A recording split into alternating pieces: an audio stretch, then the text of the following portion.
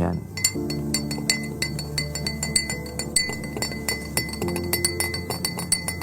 Mabilis lang siya na natutunaw.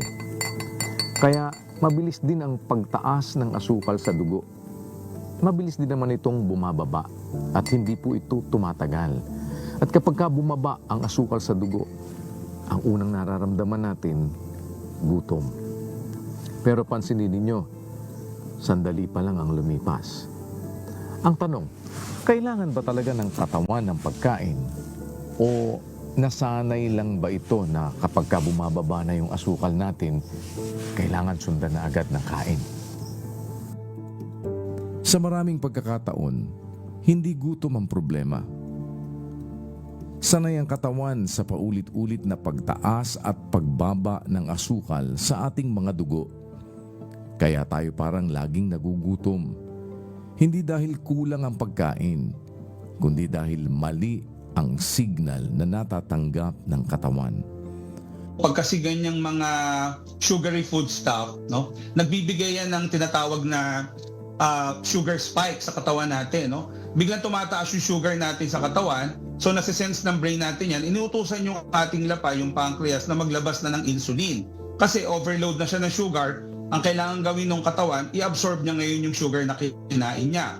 Pagka-absorb naman ng sugar, kung madalas na ganyan, bababa na ang level ng insulin mo, and time will come, hindi mo na ma-appreciate, no, yung kinain mo, at ang pakiramdam mo, lagi kang gutom ngayon. Ayon sa mga pag-aaral sa kalusugan, ang madalas na pagkain ng matatamis at ultra-processed food ay nagdudulot ng mabilis na pagtaas at pagbaba ng blood sugar. Kaya paulit-ulit itong nangyayari, nasasanay ang katawan. At dito nagsisimula ang sobrang pagkain, pagdagdag ng timbang, at unti-unting problema sa blood sugar. Nako, pwede maging subject yan sa pagiging pagkakaroon ng tinatawag na pre-diabetes. Kasi ang mangyayari, kain ka ng kain, hindi mo pa na-absorb yung kinain mo. Maybe after 2 hours kakain ka na naman. Kakakain mo lang 2 hours prior, yung sugar mo may ipon. So tataas ang level ng sugar mo, and time will come, coming from a pre-diabetes na mataas ang level ng sugar mo, magiging talagang diabetic ka na. Kapag gutom, piliin ang pagkain na hindi minamadali ang katawan o mabilis matunaw.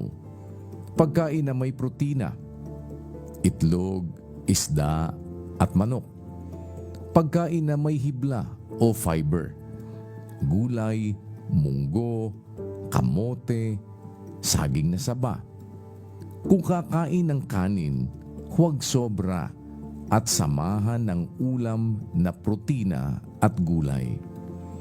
At tubig, hindi matatamis na inumin. Hindi kailangang perpekto, kailangan lang mas tama kesa dati.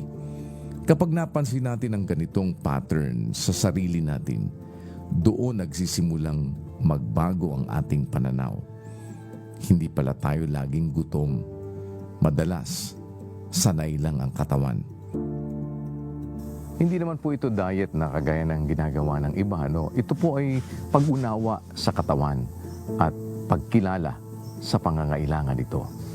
Sa ating mga mahal na magulang, sanayin po natin ang ating mga anak na kumain ng mataas sa protina, lalo na sa umaga, no? 3 simple food stuff ang pwede natin i-try. Try natin sila sa gulay, sa prutas, and of course sa isda. Yung isda natin sabaw, masabaw, wag ho prito, no?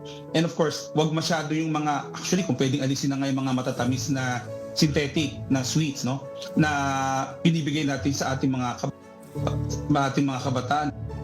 Kapag paulit-ulit nating pinapakain ang katawan ng maling signal, unti-unti rin itong napapagod at nasisira.